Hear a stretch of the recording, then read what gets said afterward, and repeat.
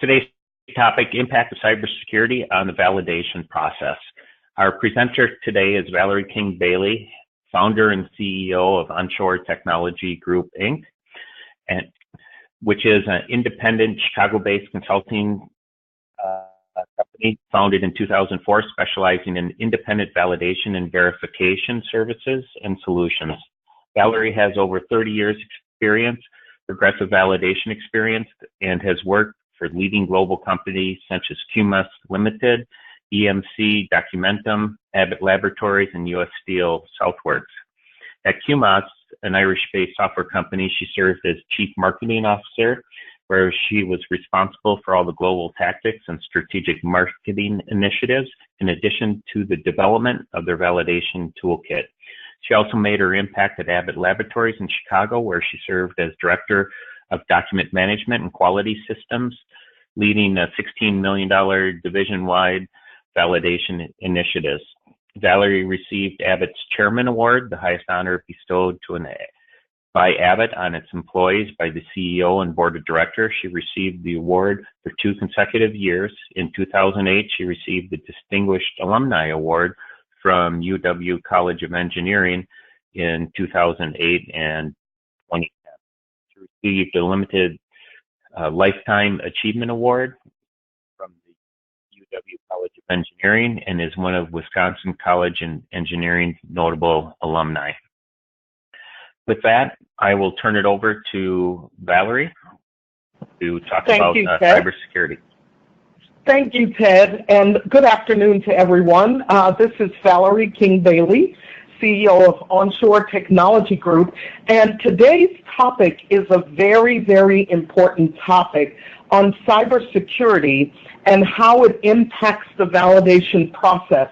I've spent a lot of time over the past 3 or 4 years really studying this topic, and I thought it would be helpful for Onshore and Full Scope to present this topic to organizations that are validating computer systems. First of all, I'd like for Ted to just briefly talk a little bit about Full Scope and what Full Scope brings to the table, and then I'll start the presentation. So Ted, if you don't mind. Sure. Full Scope, we are an independent software provider working with Microsoft Dynamics applications that focus in on the life sciences industries. That can be pharmaceutical, nutraceutical, med device, and clinical trials and R&D. We've been doing it for over 15 years, working with the Microsoft Dynamics product and working very closely with Valarie and her company for our customers to become validated within their systems. All right. Thanks so much, Ted. And that's so important because Edgewater, Full Scope, and Onshore have been dedicated partners for about the last 13 and a half years, and they do excellent work in this area.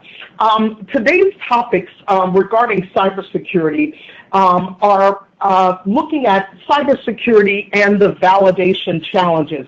And in this area, I want to really talk to you about why we're talking about cybersecurity in relationship to validated systems. And then I want to talk about some of the regulatory issues and guidance around validation and cybersecurity. What are the regulators saying globally? Then we want to talk about the Cybersecurity Framework, and I'd like to introduce to you today a brand new topic that is called Cybersecurity Qualification.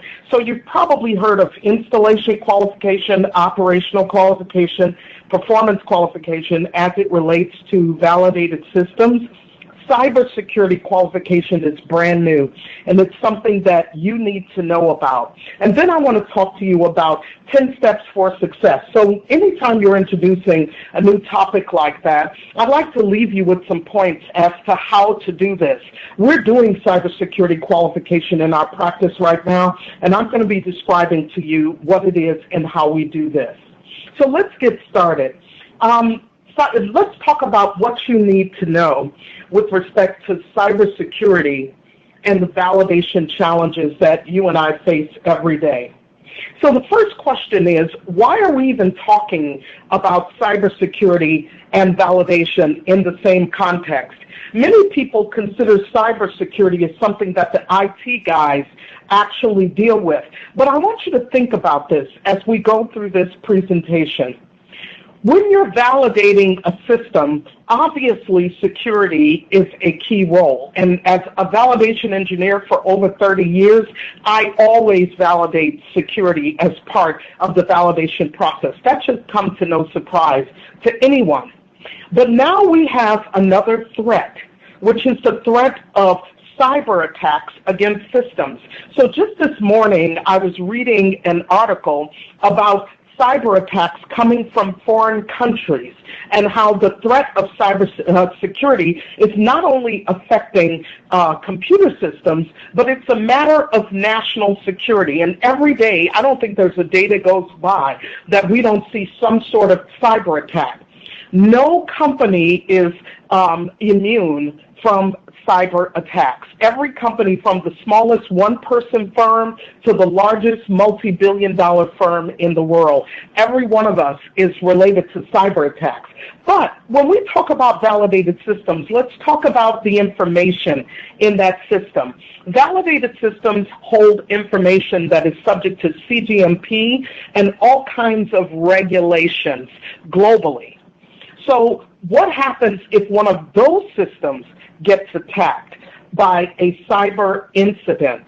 And how do you respond to a cyber incident? The Financial Times in 2014 said, cybersecurity for healthcare and pharmaceutical sectors of the S&P 500 worsened at a faster rate than for all other sectors. So heads up, cybersecurity can impact validated systems. So the question is, how ready are you? Let's talk about this. So it's about time that we've started to address this. Network computer systems are all vulnerable to cyber threats, whether they're validated systems or non-validated systems. And companies are looking to exploit the vulnerabilities in these systems for larger companies. And there's a reason why life sciences companies are being attacked. Because of the nature of these companies, the disruption factor that some cyber criminals seem to be interested with, and the continuous maintenance and testing throughout the application lifecycle is now becoming more of an imperative for you to actually test your systems often to deal with the vulnerabilities. Now, I've been doing validation for 30 years, and one of the things that we used to do in the old days, in the 80s, is we used to validate the system and then we would leave it for long periods of time. We wouldn't touch it. And that kind of thinking is going away now. You can't really do that. Some of the reports you've seen, one of the reports I read often is the one from the Business Continuity Institute. And they talked about cyber attacks as the top business threat for the second year running. So a lot of organizations are dealing with this. And if you think about it, why aren't validation engineers actually talking more about cybersecurity and the threat that cybersecurity poses not only to non-validated systems and medical devices, but to validated systems as well? Highly regulated industries such as pharmaceutical and healthcare have the highest per record data breach cost of any industry sector. If you look at pharmaceutical, this comes from the Ponemon Institute, sponsored by IBM. They said each individual data record breach costs $227 in the pharmaceutical industry and $359 in the healthcare industry. This is a problem. So life sciences has a high level of reliance on systems and providers. So if you think about hosting systems and implementing systems in the cloud, you can do this in a very responsible way, and you can do it in a very non-responsible way. One of the things I'm going to share with you in just a moment is what Microsoft is doing to address the cyber threat. Microsoft clearly understands this challenge, And one of the things that they've done is they've provided what they call a trust center, which provides rich resources for you to glean when you're using Azure or D365 or any of their technologies. Protecting your data has never been more important than it is right now. So when you look at breaches against validated systems, and this is something that comes from the IBM Cybersecurity Intelligence Index, when you look at the different types of vulnerabilities against validated systems, this is a lot of the reason why we're talking about this in the context of validated systems. You can have actually vulnerable code. I was validating a system recently, and it was interesting because there was and this code was legacy code that the customer was moving over from system A to system B. And lo and behold, inside of the code, there was a little, somebody must have been playing games or something, but there was a little set of code in there that put a birthday cake on the screen at a certain date. And this company didn't know that this code was there. Now, it's a minor annoyance, but you can have vulnerable code that actually exposes your validated systems to different, either attacks or bugs or causes malfunctions in the software. So it's a really important thing for us to look at. And as we adopt the cloud, most of my customers today are implementing systems like D365 in the cloud. A lot of life sciences companies 10 years ago weren't doing that. But as we look at the cloud and the adoption of advanced technologies, we have to consider how cybersecurity is actually affecting us. And the idea is to be proactive as opposed to always being reactive to these threats. So the impact of threats on validated systems increases the risk. It could possibly result in denial of use, unauthorized system modification and access and use. It could also compromise data integrity. So if you think about the latest guidance that the FDA has issued, it's all about data integrity. Cyber attacks actually can affect the integrity of the data in the system. Sometimes what cyber thieves and cyber criminals do is they don't exactly just simply deny the use of the system. In some cases in life sciences, the goal is to scramble the system. Remember, cyber attacks are all about disruption in a number of ways. So you could compromise the data integrity, and it could challenge the validated state of the system. When you modify anything in the system, of course, you're changing the validated state of that system. So this is a real threat to validated systems, and the attacks actually are on the increase.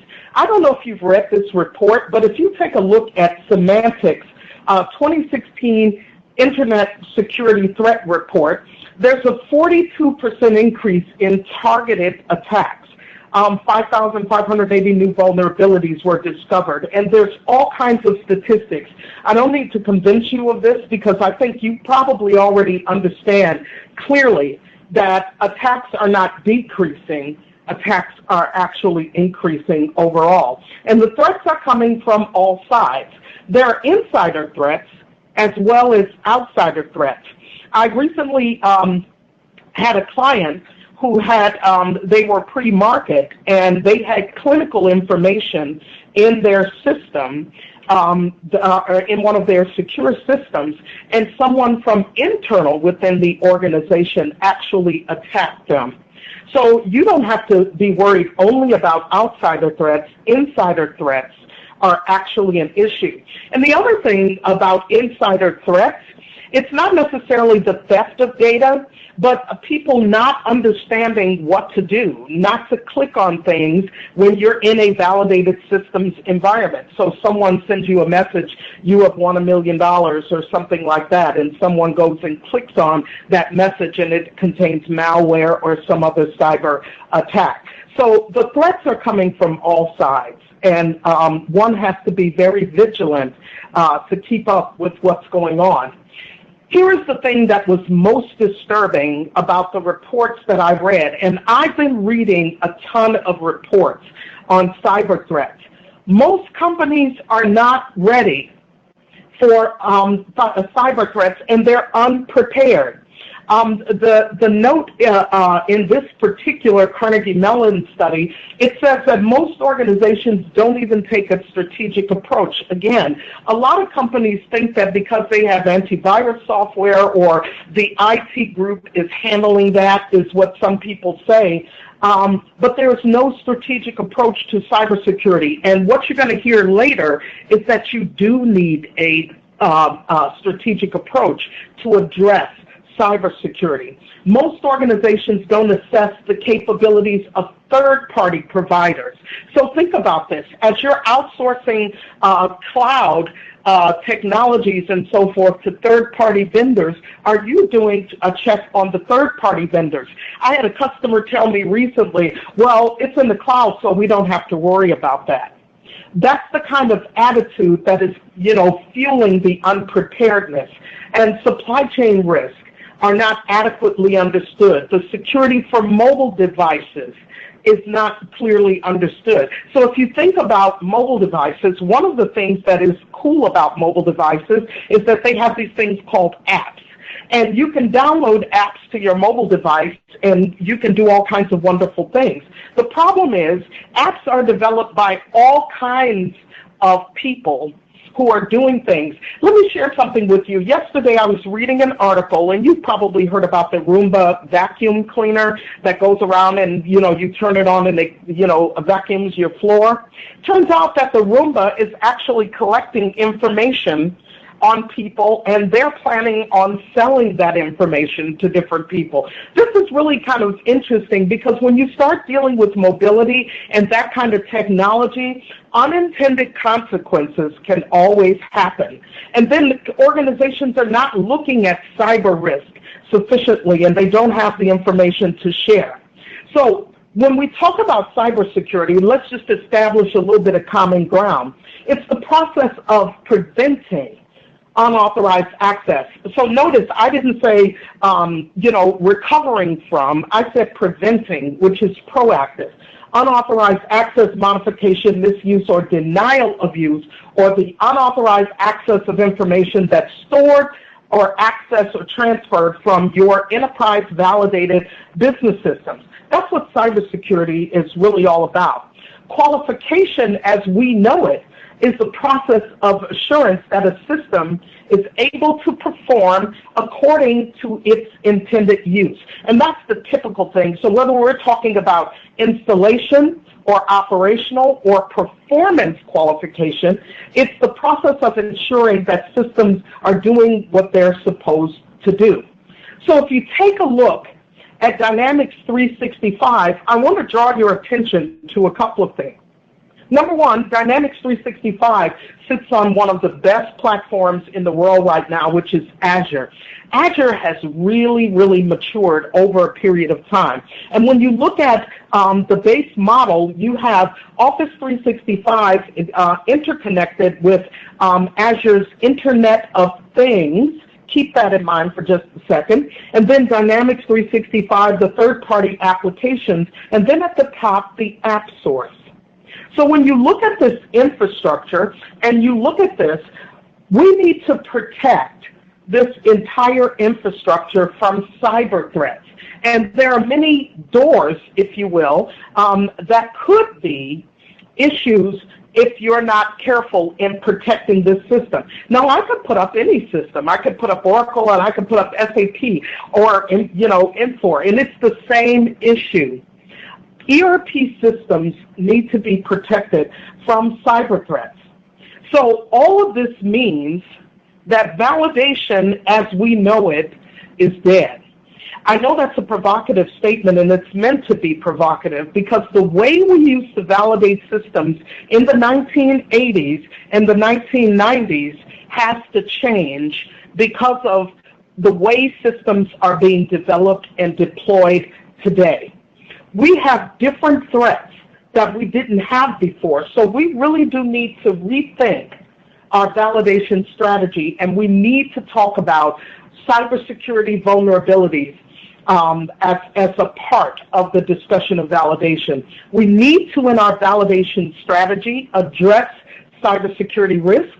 We need to address new testing strategies beyond IQ, OQ, PQ. Why do I say that? Because if I'm just doing IQ, OQ, PQ, nowhere in that whole strategy, that, by the way, that philosophy of validation was developed almost 50 years ago, there is nowhere in that strategy of IQ, OQ, PQ where it tells you to consider cybersecurity threats.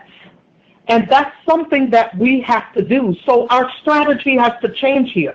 You need to look at vulnerability assessments. How vulnerable are your validated systems? And so the new enhanced strategy still calls for an installation qualification to confirm that your system is installed in a consistent, repeatable manner. It does call for an operational qualification to confirm that the system meets its intended use and is traced to requirements. And it does call for a performance qualification to ensure that your system performs according to predefined performance criteria. But now the enhanced strategy adds cybersecurity qualification as confirmation that your system defenses against a cyber attack are sound. That's what PsyQ is all about. So awareness is really central. Cybersecurity is no longer considered solely an IT risk. It's a risk that quality managers and validation engineers, and by the way, all stakeholders in your company have to deal with, because there's a regulatory responsibility associated with it. Remember, validated systems house regulatory information or information that needs to be kept as per current regulations.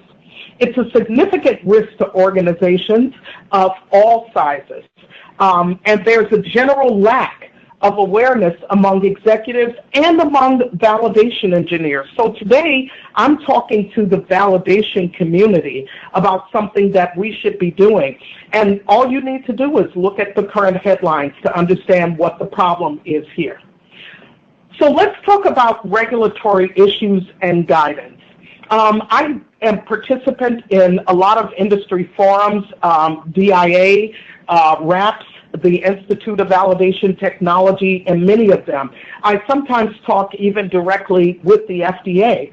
So let's talk about what global regulators are saying and doing about the cybersecurity threat. Regulations right now are in their infancy. So the EU has issued a cybersecurity directive, and the FDA has issued post-market management of cybersecurity and medical devices. And these are recommendations for post-market cybersecurity vulnerabilities for marketed and distributed medical devices. When you look at the EU's cybersecurity directive, this is as of 2015, they issued this. It applies to operators of essential services and healthcare. It also applies to providers of digital services, so cloud providers and other providers. It also includes sharing of information based on risk incidents and especially the notification of personal data breaches. One of the defenses against cybersecurity is the sharing of information, if you read the literature and what people are talking about. And then they say member states need to be equipped in terms of their technical and organizational capabilities to prevent risk and to mitigate incidents and risk against systems. And then they encourage a closer international cooperation to improve the standards. A lot of standards are harmonized across geographical boundaries to ensure that the communication is there. So this is the EU security, cybersecurity model. And it starts with data gathering, measurement in terms of a capability maturity model, and this is measurement of how well you're doing, and then an assessment of the vulnerabilities, and they use the ISO 27001 standard, and then compliance. with regulatory compliance and exposure. This is where HIPAA and SCADA compliance comes in. And then a risk management strategy, and you'll see this in all cybersecurity models, a risk management. And then a study of the situational awareness. And then there's a whole strategy, measurement, and strategic council that's built around the cybersecurity model to facilitate this. So this is what I was referring to earlier when I said you have to have a strategy around dealing with cybersecurity. It's not a point solution, so I put in my virus control, therefore I'm protected against cybersecurity. There's a strategy that has to go on with cybersecurity. And so ISO 27001 is an internationally recognized standard, and this standard helps to focus on areas such as information security policies, organization of security, human resources, asset management, all of these things that you would need to deal with in terms of gauging your risk and mitigating the risk associated with cyber incidents. So let's talk about the cybersecurity framework. Now, there is a framework to address the issues of cybersecurity. So if you are validating systems, whether there be cloud-based systems or on-premise systems, so I didn't say this earlier, but let me say this right now. Sometimes there's a notion to think that cyber incidents only, affect hosted systems. No. Even systems that are behind the firewalls can be compromised. And as a matter of fact, firewalls are often juicy targets for cyber criminals. So we're not just talking about, cybersecurity in the cloud. We're talking about cybersecurity even in your on-premise systems. So the National Institute of Standards and Technology, as per the U.S. Department of Commerce, they've developed a cybersecurity framework. And if you look at this 5-point framework, it is a framework to ensure preparedness for cyber incidents. The first one element of the framework is the identification element. Then there is a protection element. Then there is a detection element, a response element, and then a recover element. Most of the literature that I read today, people are majoring on responding to cyber attacks, but not identifying your risk of a cyber attack before you even get to a response. The identification is really important, and what this element says is you should look at your asset management, your business environment, your governance, which are the standard operating procedures for cybersecurity, risk assessment, and your risk management strategy. You should look at all of these things and determine from this what is your risk against a cyber attack attacking one of your validated systems. And then once you've identified the risk and your control strategies, you should start implementing those strategies to protect your system. This is where the virus control comes in, the ability to provide awareness and training. Training is one of the most essential things to protect yourself against a cyber attack in the first place. You must train people who are using validated systems to understand what to do to help prevent a cyber attack. This is generating passwords that are sound passwords, making sure that they understand what to do and what not to do when it comes to clicking on things, browser behavior, all of that type of thing, data security and so forth. And then the ability to detect.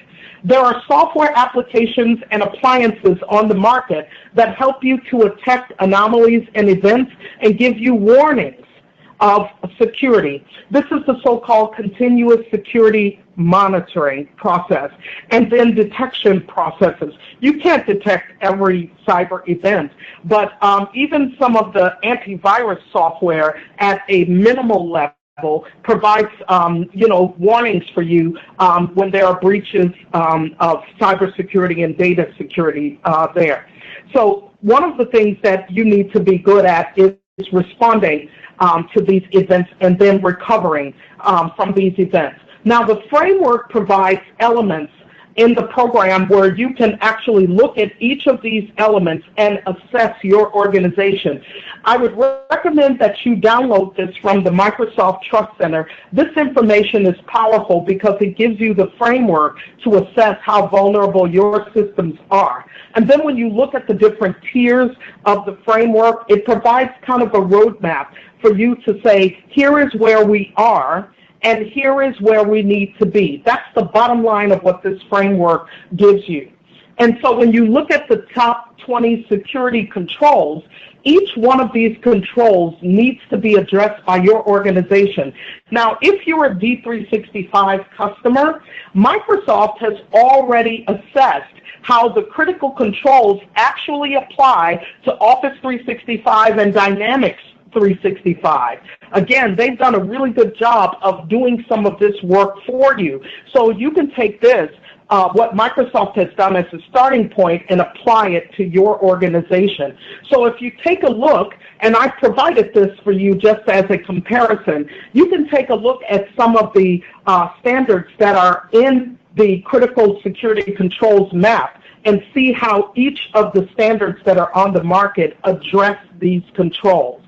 So I would recommend that you look at that. And then Microsoft has published their controls. And this is one of the things that I really like about what they did with Dynamics 365 and Azure. Microsoft has done the work. So what I've been telling you for the last 10 minutes is that you should do this analysis. You could look at your threat and vulnerability management controls, and you should look at your risk controls vis-a-vis the NIST framework. Microsoft has taken that framework and applied it to Azure and D365. That's super important for you to know. So if you go to Microsoft's Trust Center, you will see their analysis of the cloud control matrix and how they respond. And this is just an excerpt from what they provide. So from a threat management process and from the threat vulnerability and patch management process, they provide for you exactly how they comply. And this is for 365, Office 365. They have the same thing for Dynamics 365 as well. I strongly recommend that you go to the Trust Center. I've been using Microsoft technology since the beginning of Microsoft, when Microsoft was created. So one of the things that has always been somewhat of a challenge is getting this type of information from Microsoft. Microsoft is being very transparent in terms of providing for you this security center. If you haven't seen this before, please go to the Trust Center. This is very rich information. It's not marketing. This is down to the dirt information as to how they comply with security, what they're doing. They actually map the cloud control matrix as well as talking about the NIST security framework on this site. This is very, very good reading. I wish I had time to go into it with you more. Microsoft also gives you a cloud security point. So when you're talking about backup and security and cloud security control matrices, Microsoft talks about all of that. And one of the things that I would share with you is they've done an excellent job of not only delivering the Azure platform to you, but ensuring that that platform has the highest level of security. Microsoft has been audited by at least 4 or 5 different independent auditors, and they have certifications around the product to prove that the product is not only secure, but they're looking at effective controls. Here's another document that you'll see. Microsoft talks about on their website how they comply with the security controls of 27001. You should read these resources. They're really excellent resources, and especially for anybody who's validating computer systems, this is essential information to know. So let's talk about, for a minute, what is a side queue? We talk about the cybersecurity hacks from viruses and identity thieves and spyware and so forth. These are common security threats. So the CyQ is designed around the NIST Cybersecurity Framework that I just defined for you. And it's really a framework to develop a defense strategy and a risk reduction or risk mitigation strategy associated with your validated systems.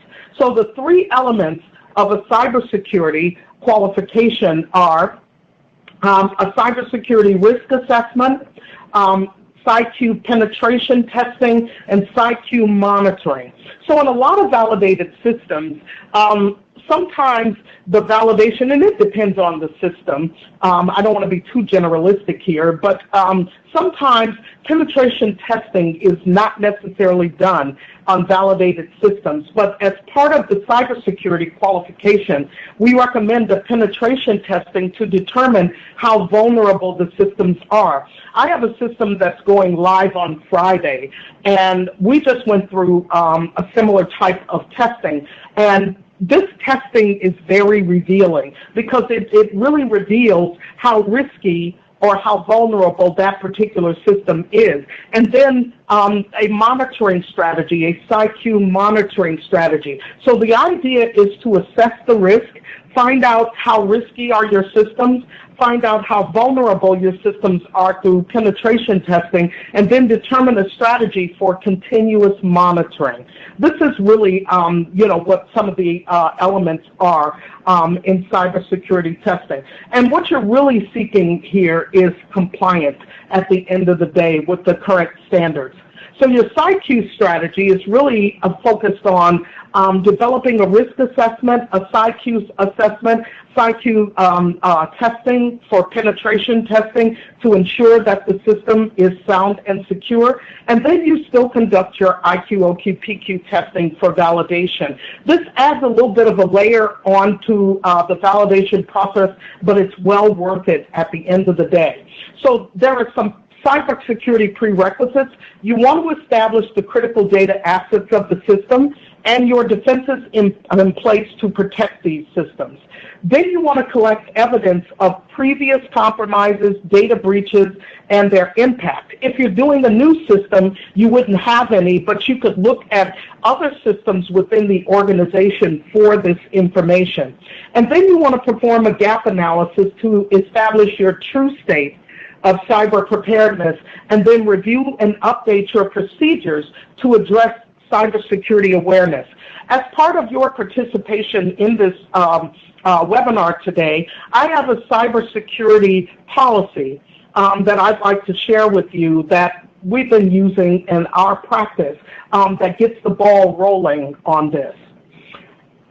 We also have a cybersecurity qualification assessment template that we have, and this is for documenting cybersecurity qualification for validated systems. And we do this for 365. We're actually implementing this strategy in my practice as we speak for D365. So we talk about the cybersecurity preparedness, we do our cybersecurity qualification assessment, and then we document our assessment results. And that's essentially what the cybersecurity qualification is. And we document this. Remember, in validation, if it's not documented, it didn't happen. So we leverage this cybersecurity framework for the CyQ. So part of this work, as I mentioned before, Microsoft has done a part of it, but for each organization, we have to tweak the 98 controls to make sure that these controls are effective for our organization and that these controls are in place. You want to conduct a cybersecurity risk assessment. And let me go back here for just a second. When we talk about leveraging this framework, remember I told you Microsoft has done some of this work. So as part of your supplier audit, you want to make sure that you capture this. What I do in my practice is I capture this information and I archive it with my validation package. That's really important. And then you want to conduct your cybersecurity risk assessment. Determine what you're protecting, determine the type and the likelihood of threats, if your controls are adequate to reduce risk, and so forth.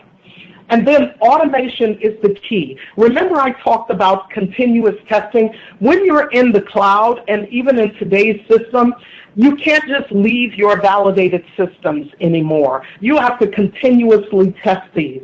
And what you're looking at here is the ability to schedule automated testing. And there are tools on the market right now that facilitate automated testing. This is automated testing for D365. So as you can see on the pull-down menu, I pull down the menu and I state, how often do I want my testing to occur?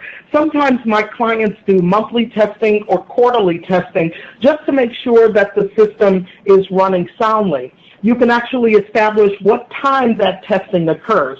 So does the testing occur at midnight? So at midnight, for example, in this particular system, you can set a timer for midnight every quarter, and the system will run off on the date and the time that you specified and execute, say, 200 or 300 scripts related to Dynamics 365 and report the results back. This is a powerful capability. Most of the time, the reason why people don't do continuous testing is it's time-consuming and laborious. Automated testing fully automates this. So one of the things that I share with my clients about lean validation, that is eliminating wasteful processes from validation, you need to automate the validation process. Validation is one of the last processes in life sciences that is still conducted in a very manual way. Automation is central to this process.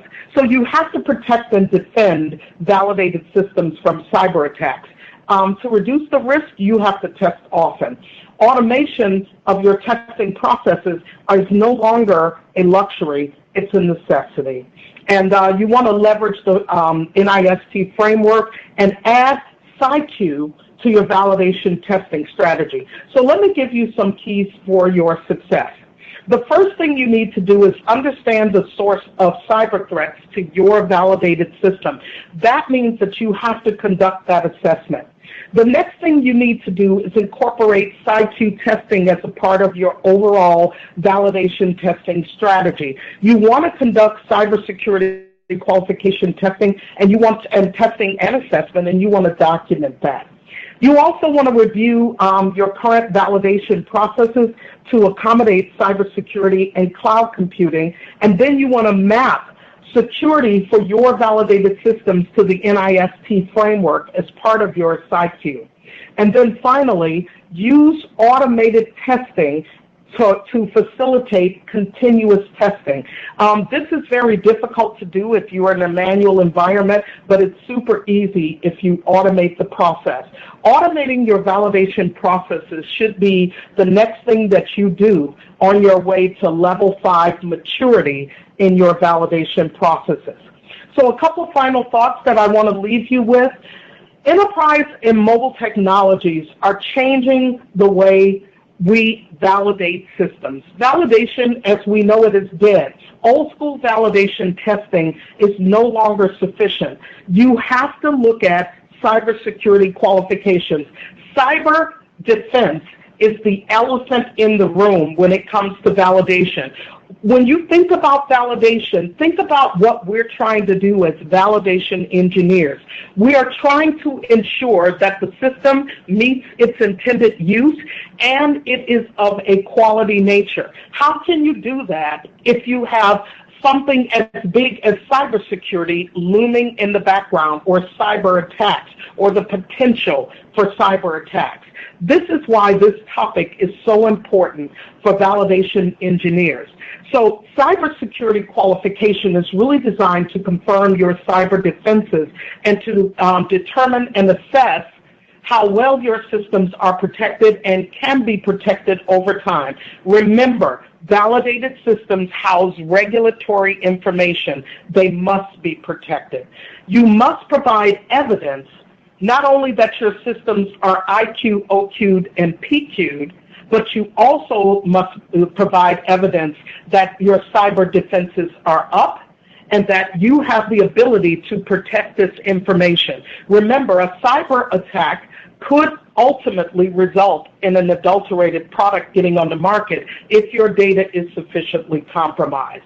So this is a critical issue. This is just the beginning of this discussion, but I wanted to talk to you about this today because it's something that is coming up in my practice, and we've already incorporated in our practice the cybersecurity qualification.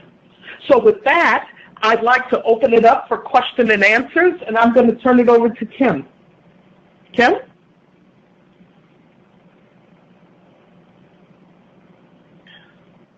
Thanks, Val. Val, go ahead, Kim. Go ahead, Ted. Yes, if anyone has questions on the topics that we've been speaking of today, could you please type them in the chat area? And there are a couple questions that came through, Valarie, that we can get started with and see if others come through from the group that's attended. So one of the questions that came through was, who performs the CyQ and how is it documented for validation? That's an excellent question. Typically, the cybersecurity qualification is performed by the validation engineer in consultation with the IT representative. So essentially, this is a collaborative effort. You're going to need the input of the IT organization to complete a cybersecurity assessment and qualification. So essentially, what we do in our practice is our validation engineer kicks it off by looking at the cybersecurity qualification, and specifically for D365, what we do is we first pull down that Microsoft information. I have gotten used to using the Trust Center now on all of my validation projects.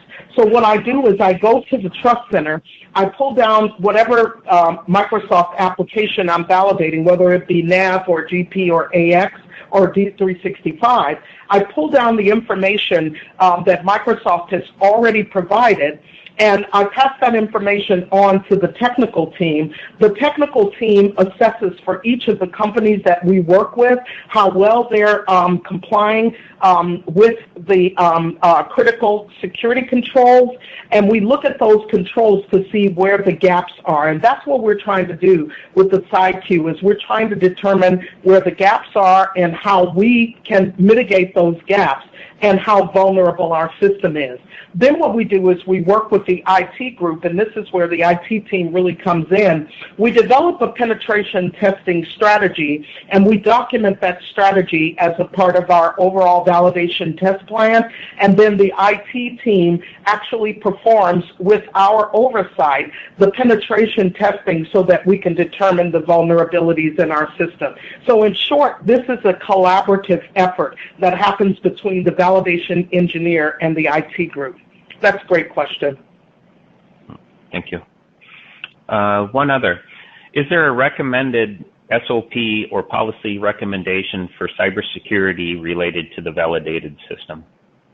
Yes, as a matter of fact, as part of your attendance in today's webinar, I do have a cybersecurity qualification policy that every organization needs to have. Now let's talk about that, because the way validation works in life sciences is you have to have standard operating procedures or policies that provide governance for the different elements in your validation process, and then you must document and confirm that you're actually following those policies.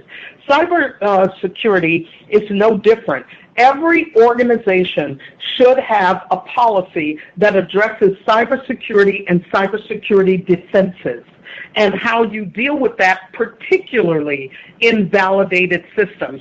So as part of the standard operating procedures that I recommend to all my clients, usually at the beginning of each engagement, they ask, what SOPs do we need in place to provide governance for validated systems? And I always tell them, you need a cybersecurity policy and you need a cloud policy. That cloud policy should state that for all cloud providers, you collect the service organization control reports for the cloud provider. Those are the SOC1, SOC2, and SOC3 reports. You need to get these reports. So you need two policies. You need a cloud policy to hold your suppliers accountable, and you need a cybersecurity policy for validated systems. And if you write me, I'll give you a copy of each of these policies as a starting point for your organization. Okay. Okay. One more question. What is the regulatory guidance for cybersecurity, and wouldn't a lot of it be covered under the current guidance? That's a great question. A lot of times I get this question where organizations are saying, well, you know, you're talking cybersecurity. We deal with security in our validated systems. Isn't that enough? Well, no, because cybersecurity and cyber attacks represent a different kind of threat.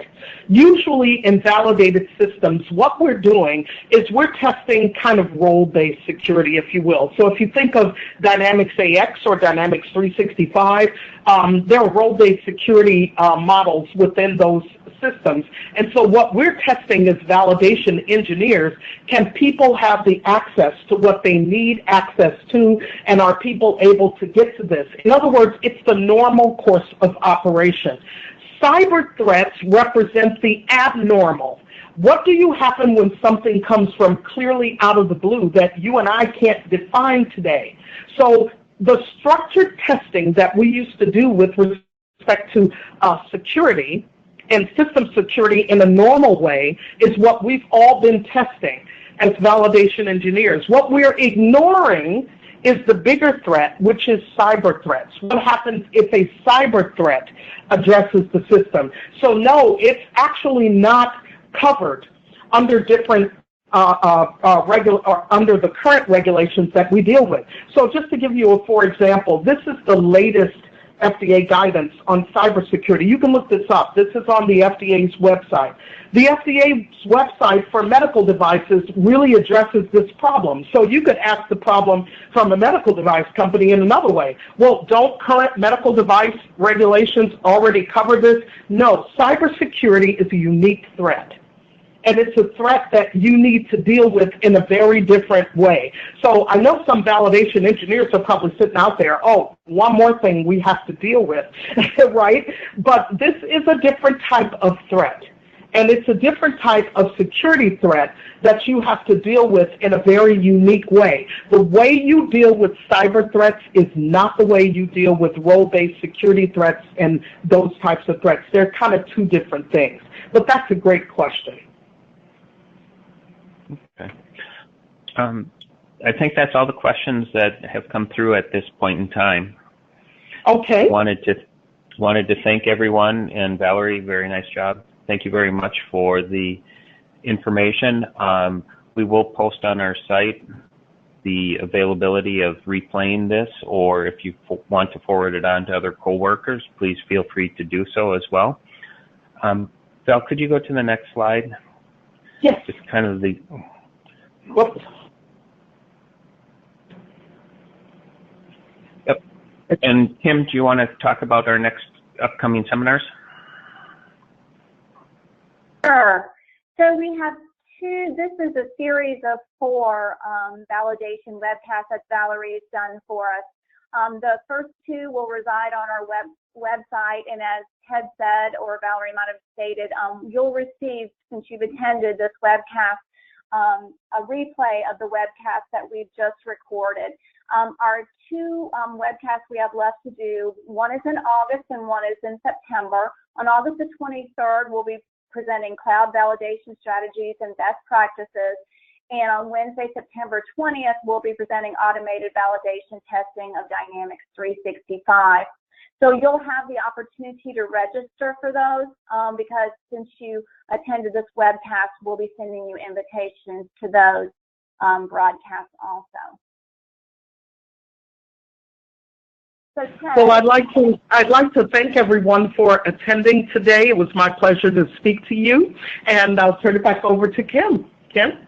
Yes, and Valarie, I have one last minute question if you have just a minute. Sure. It came in on the queue. It said, just wanted to make sure I understand this. So for each application we may be validating, you would perform a PsyQ, for example, using Oracle Argus for safety data.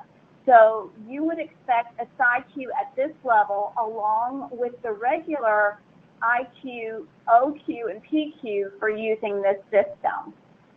Good question. I'm actually involved in an Oracle validation project now. So one of the things that Oracle has is Oracle has many tentacles where each of the components of the Oracle system are combined to perform a total solution. What we're recommending and what we do in our practice is if we're validating a system and that system is a part of the total solution, you do a cybersecurity qualification on the solution, not each individual component of that solution. Now, some smaller applications within your company, because this is another thing that comes up often, there are some smaller applications, for example, Excel spreadsheets and things of that nature. Those types of things, you would have a cybersecurity strategy that would cover the organization for desktop tools and things of that sort. So no, we don't do that for the desktop applications. They would really be covered under the corporate banner of cybersecurity and our policy. But what we do for enterprise technologies like Oracle and the components of Oracle, we do a cyber qualification for the total solution. So it's not on each individual aspect of the software. It's a great question.